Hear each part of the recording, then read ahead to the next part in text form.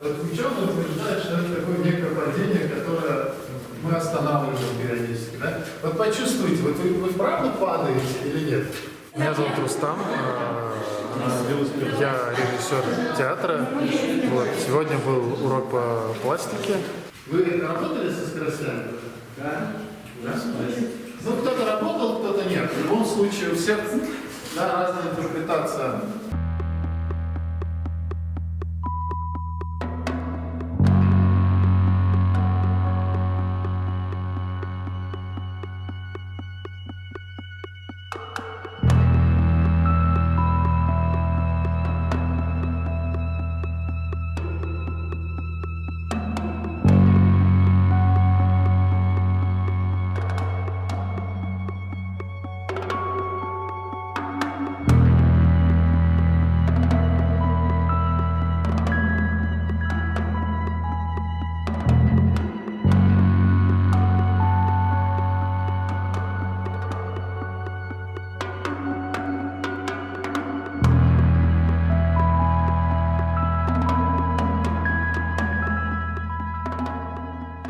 Этого состояния я пыталась достичь, чтобы прям внутри себя быть.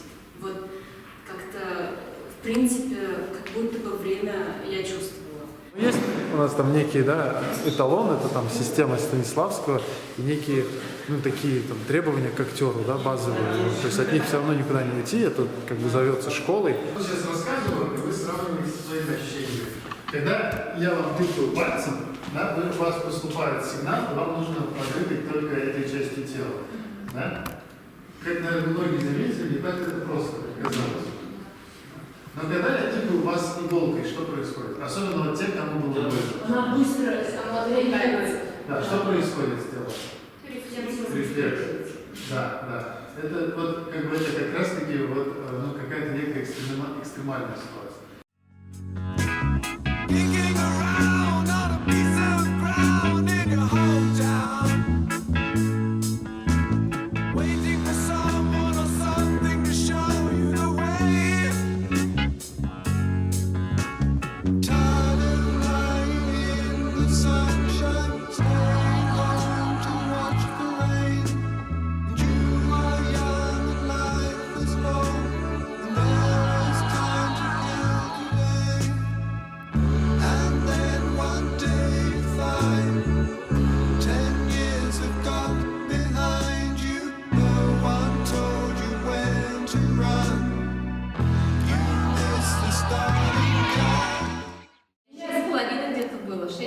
А у меня 9 минут 20 секунд. Хватило мне чуть-чуть. И вообще, на самом деле, в таком упражнении очень важно не считать, на самом деле, потому что это невозможно считать. Возможно, я 9:50 насчитал. На самом деле, почему вот в таком упражнении лучше не считать?